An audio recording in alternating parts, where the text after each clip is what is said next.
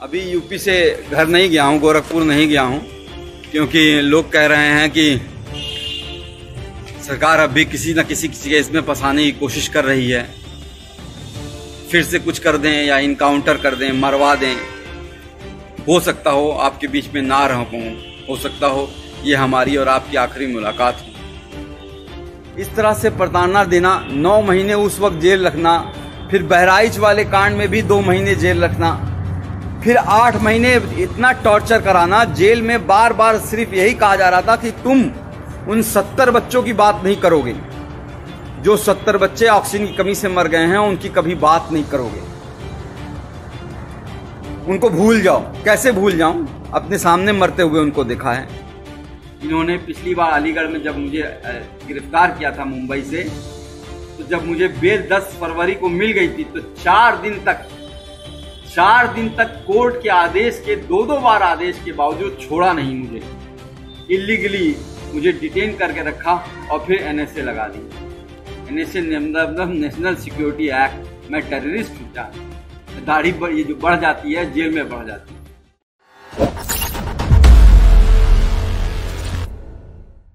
हाय, अस्सलाम वालेकुम, good afternoon, नमस्कार, सत श्री अकाल। मथुरा की नगरी के राधे राधे। 8 महीने का टॉर्चर।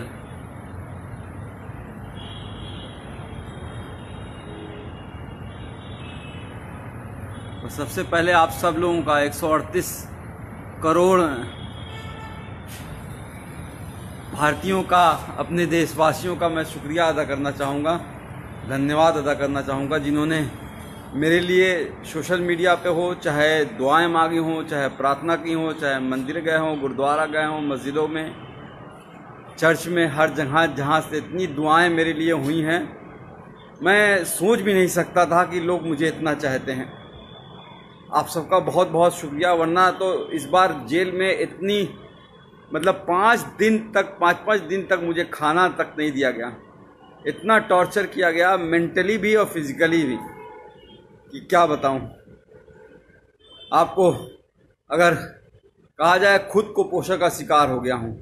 पैर दिखोगे कभी, अभी दिखाता हूं तो ऐसा लगेगा कि मतलब लकड़ी हो गया है, पर निकल आया बाहर।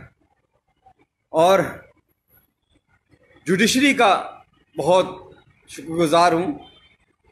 जुडिशरी ने एक बहुत अच्छा डिसीजन दिया है। वो मेरा ऑर्डर ले आना। जुडिशरी ने बहुत अच्छा ऑर्डर दिया है और उन्होंने साफ साफ कहा है कि डॉक्टर कफील ने जो अलीगढ़ में भाषण दिया था, वो कोई भड़काऊ भाषण नहीं था। वो देश की यूनिटी के लिए, अखंडता के लिए, एकजुटता के लिए था। और उन्होंने साफ साफ कहा है, डॉक्टर कफील ने,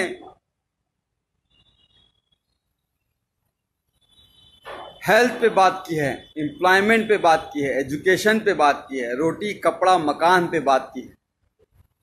हाँ, ज़रूर एनटीसीए के खिलाफ बोला है, एनआरसी के खिलाफ बोला है, पर यह भी कहा है कि जो भी प्रोटेस्ट हो, गांधी जी के अहिंसा के, सद्भावना के साथ होना चाहिए।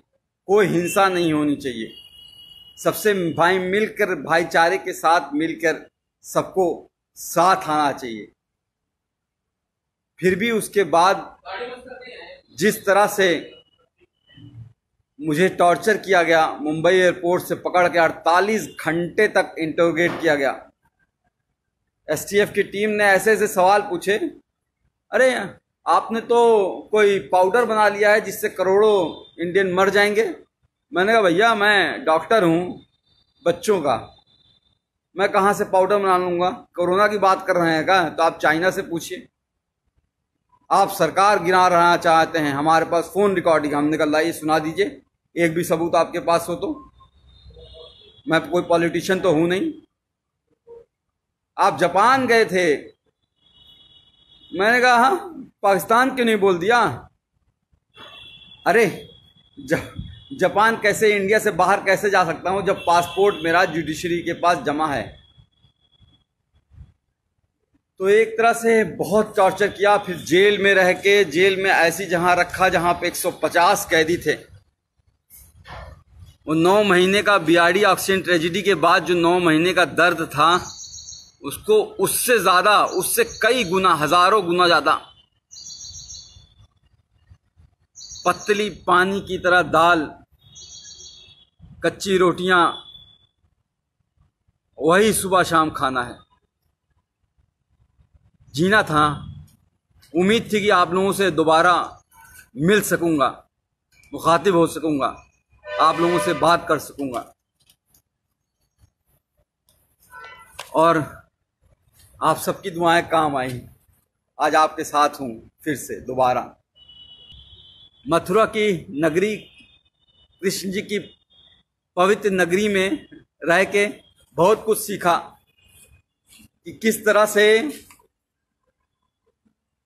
भगवान कृष्ण ने कहा है कि कभी भी किसी को धोखा नहीं देना, अपना दिल साफ रखना, यही धर्म होता है।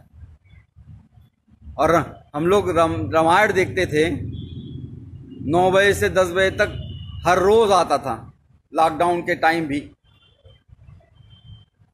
तो उसमें भी जो उत्तर रामायण में महर्षि वाल्मीकि जी ने श्री रामचंद्र जी को जब एक बात कही थी, जब उन्होंने धनुष उठा लिया श्री लव कुश के खिलाफ ही, तो उन्होंने कहा था कि राजा का धर्म राजधर्म होता है, राजहट नहीं। पर यहां तो राजा मेरा बाल हट पे आ गया। बच्चों की जान बचाने की कितनी बड़ी सजा दोगे भाई? क्या बच्चों को जान बचाना इतना बड़ा गुनाह हो गया था? महर्षि वाल्मीकि जी ने श्री रामचंद्र जी से कहा कि बाल हट मत करो।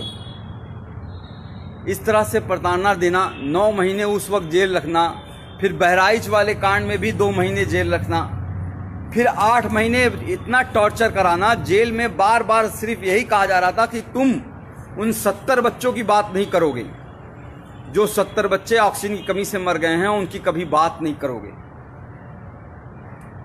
उनको भूल जाओ। कैसे भूल जाऊं? अपने सामने मरते हुए उनको देखा है। जेल में जानबूझ के मुझे इस तरह से रखा गया कि मतलब समझ लीजिए कि टॉयलेट करने के लिए आधे आधे घंटे के लिए लाइन लगानी पड़ती थी, नहाने के लिए आधे आधे घंटे के लिए लाइन लगानी पड़ती थी।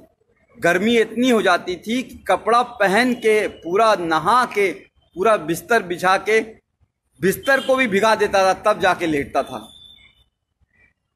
और वो 150 लोग, 534 लोगों की रहने की जगह है वो, लेकिन 1600 कैदी थे। अब बताइए वहां पे कैसे सोशल डिस्टेंसिंग हो जाएगी? वो ख्वाब था। लोगों की सांसें, लोगों की बदबुआं, लोगों की मतलब पेशाब की महक, और एक टॉयलेट होता था, 150 लोगों के बीच एक टॉयलेट। किस तरह से जिंदगी गुजरी है। और एक बात बता दूं, सिर्फ मैं नहीं सफर किया हूं, पूरी फैमिली को हरास किया है। पूरी फैमिली को जिस तरह से प्रताड़ित किया गया है उसका कोई बयान नहीं है। मेरा बच्चा जो 11 महीने का था, जब चल नहीं पाता था तो उसे छोड़ गया था, आज चलता है, दौड़ता है, बोलता है। पिछली बार भी जब बीआरडी में 70 बच्चे मरे थे, और उस वक्त भी बिना बात के झूठ केस में फंसा के जेल भेज दिया गया। और जब 9 महीने बाद हाई कोर्ट ने कहा कि अरे डॉक्टर कफील की कोई गलती नहीं थी, इंक्वायरी रिपोर्ट में आ गया अरे डॉक्टर कफील की कोई गलती नहीं थी, तो भी जब बाहर आया तो मैंने अपनी बच्ची को चलते हुए देखा। उस वक्त भी अपनी बच्ची जब वो को छोड़ के गया था तब भी वो 11 महीने की थी, चल नहीं पा रही थी और बड़ी हो गई थी। आज मेरे ही दोनों बच्चे, मैं खुद अपना बाप होके, मैंने दोनों बच्चे, मुझे बाप पापा का मतलब नहीं समझते हैं, अब्बूजान का मतलब नहीं समझ पाते हैं, पिताजी का मतलब नहीं समझ पाते हैं। ये दर्द है। मेरी माँ 65 साल की बूढ़ी होके हाई कोर्ट और सुप्रीम कोर्ट के चक्कर लगाती रही, तब जाके ये जीत हुई है। और जुडिशरी ने इतना अच्छा ऑर्डर किया है। एक बात और करा दूं, एसटीएफ का शुक्रगुजार हूं कि उन्होंने मुंबई से मथुरा लाते वक्त मेरा इनकाउंटर नहीं कर दिया विकास दुबे की तरह, वरना तो शायद वो मुझे मार ही देते। लोगों की आवाज़ को दबाना ही इनका काम है। बहरहाल ऑर्डर आपको पढ़ के सुनाना चाहूँगा। सुप्रीम कोर्ट का भी धन्यवाद करूँगा, वरना तो हाई कोर्ट में डेट पे डेट हर 14 दिन पे कैसे एक एक दिन कटेगा, एक एक घंटे कटेगा, ये सोचता था। कैसे वो टाइम आएगा जब वो मैं बाहर निकल पाऊँगा, कब मेरी जज मेरी कोई बात सुनेगा। इसलिए हम लोग सुप्रीम कोर्ट, मेरी माँ 65 साल की बूढ़ी माँ सुप्रीम कोर्ट गई, और मैं सुप्रीम कोर्ट का शुक्रगुजार हूँ जो उसने कहा कि 15 दिन में फैसला सुनाओ। और मैं चीफ जस्टिस गोविंद माथुर जी का हाथ जोड़ के शुक्रगुजार हूँ जो इन्होंने इतना अच्छा ऑर्डर दिया 15 दिन के अंदर ही, जिसमें साफ साफ लिखा है कि MBBS करने के बाद 2016 में मैंने ज्वाइन किया था, 2017 में घटना हुई थी। 1 साल का जूनियर था मैं, जूनियर मोस्ट डॉक्टर, और फिर भी उन बच्चों को बचाने के लिए जी जान लगा दी, और उसके बावजूद उनको जेल भेज दिया गया। और ये नहीं, इसके अलावा नहीं, the petitioner and his other family member including the detainee were continuously harassed and victimized by the state authorities including the district administration Gorakhpur by several means। मेरे यानी कि मुझे ही नहीं, पूरी फैमिली को सरकार ने बुरी तरह से तोड़ना चाहा। मेरे भाई पे गोली मारी गई थी, आपको याद होगा शायद, वहाँ पे जहाँ पे चीफ मिनिस्टर खुद मौजूद रहते हैं 500 मीटर दूरी पर। आज 3 साल होने जा रहे हैं उस बात को, एक भी कोई गिरफ्तारी नहीं हुई, कोई चार्ज नहीं हुआ है। बहरहाल आते हैं हम AMU के जो लोग कहते हैं कि भाषण मैंने गलत दिया था उसके बारे में। कहते हैं कि मैंने भड़काऊ भाषण दिया था, कहते हैं कि मैंने 2 धर्मों के बीच, 2 रिलीजन के बीच एनमिटी, हेट्रेड, वायलेंस फैलाने की कोशिश की। पूरी स्पीच लिखी है उन्होंने, पूरी speech, the version of the speech, पूरी स्पीच लिखी है, एक एक लाइन लिखी है कि जो मैंने बोला है। और उसमें उन्होंने कहा है कि मैंने ऐसा कोई बात नहीं की थी जो कि किसी भी धर्म के बीच में नफरत फैलाए। मैंने बात की थी देश की अखंडता की, यूनिटी की, सद्भावना की। मैंने बात की थी एजुकेशन की, हेल्थ की, एम्प्लॉयमेंट की, इकोनॉमी की, रोड की, हाउसिंग की। मैंने बात की थी उन 70 बच्चों की जो BRD में मर गए हैं। मैंने बात की नहीं उन 8 लाख बच्चों की जो इंडिया में मर गए थे उस साल। मैंने बात की थी कि हमारे 50% बच्चे कैसे कुपोषण का शिकार हैं। मैंने बात की थी कि इंडिया कैसे एड्स और HIV का हब बनता जा रहा है। मैंने बात की थी कि 72% ऑफ पॉपुलेशन हमारी अभी भी हेल्थ स्ट्रक्चर वहाँ पे है ही नहीं। आज हालत दिखाई दे रही है ना, आज कह रहे हैं हम इतना GDP खर्चा करेंगे, 1% GDP खर्चा होता था। एक गरीब को इलाज नहीं मिलता है और मर जाता है तो बेचारे कंधे पे लाद के लेके चले जाते हैं। उसके लिए लड़ा था, कैंप किया, पूरा इंडिया घूमा, 103 कैंप किए, 50,000 बच्चों को देखे, मुफ्त में दवाइयाँ दी। अकेले नहीं किया, बहुत से डॉक्टर्स, बहुत से लोग मेरे साथ शामिल थे, बहुत लोगों ने साथ दिया। पर हुआ क्या, उसको भी दबा दिया गया। इस कोरोना टाइम के मैं जब रियली काम कर सकता था, शायद कोई नई दवा खोज सकता था कोरोना के खिलाफ, शायद कोई नई वैक्सीन खोज सकता था, टीका खोज सकता था, उस वक्त जेल में डाला। बहरहाल बाहर आ गया हूँ, कोशिश करूँगा और फिर से मुख्यमंत्री योगी आदित्यनाथ जी से निवेदन करूँगा कि मुझे नौकरी पे वापस ले लें। 3 साल से सस्पेंड किए हुए हैं। कैसे ज़िंदगी चल रही है, कैसे फाइनेंशियल कंडीशन है, आपको बता नहीं सकता। सुप्रीम कोर्ट और हाई कोर्ट की फीस कैसे भरी गई है, बता नहीं सकता।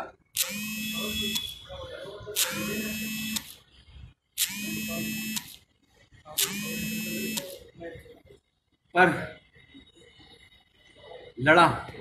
कहते हैं ना कि इस जुल्म के दौर में जुबां खोलेगा कौन, अगर हम भी चुप रहेंगे तो बोलेगा कौन। तो बोलना ज़रूरी है, किसी न किसी को कुर्बानी देनी होगी और शायद ऊपर वाले ने मुझे चुना है।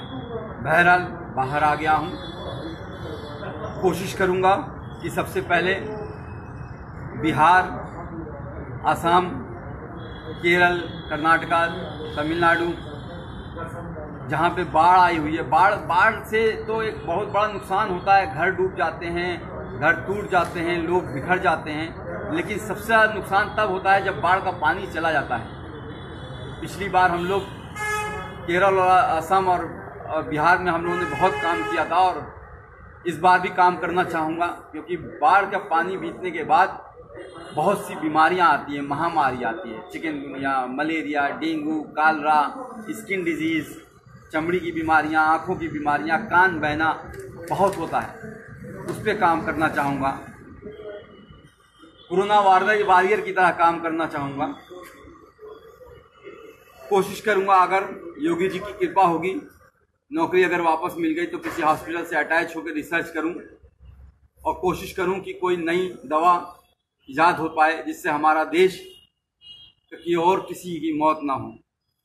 बढ़ता जा रहा, हर रोज़ 1000 लोग मर रहे हैं। एक का भी मरना बहुत खतरनाक बात है।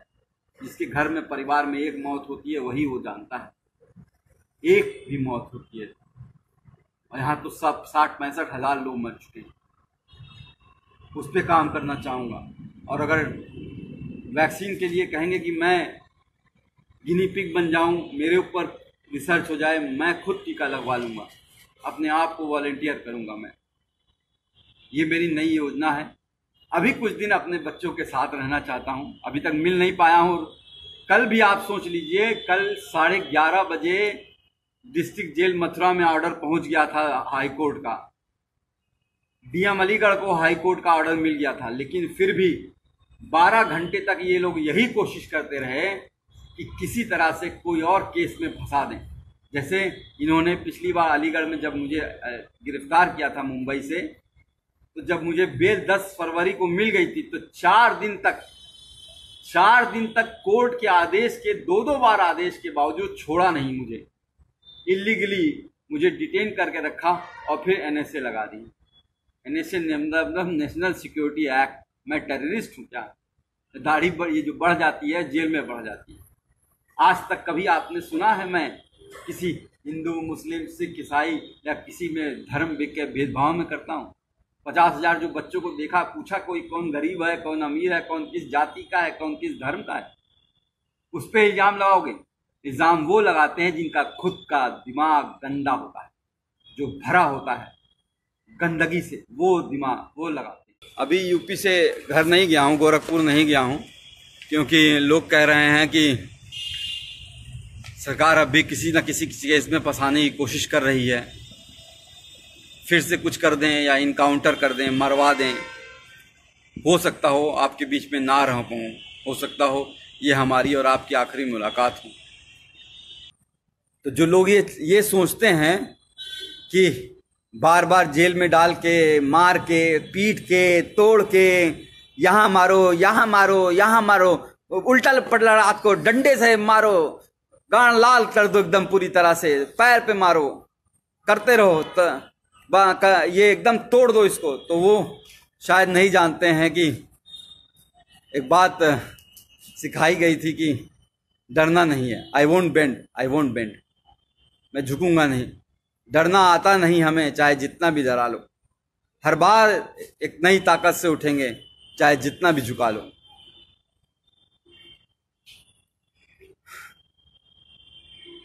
कहते हैं ना कि लोग हमें दुश्मने जान कहते हैं। अरे हम इस मुल्क की मिट्टी को भी अपनी माँ कहते हैं। उसको तुम जो है उस पे एनएसए लगा देते हो हैं? कोर्ट ने कहा है कि जो कुछ है यह अवैध एनएसए लगा है, सारा अवैध लगा है। देखो कि क्या हालत बनाई है। भट्टी साहब आप बोल रहे हो तो देखो क्या हालत बना दी है। मैं कुपोषण के लिए वो कर रहा था, ये देखो ये टांगे हैं मेरी, ये हाथ है। खाना जो है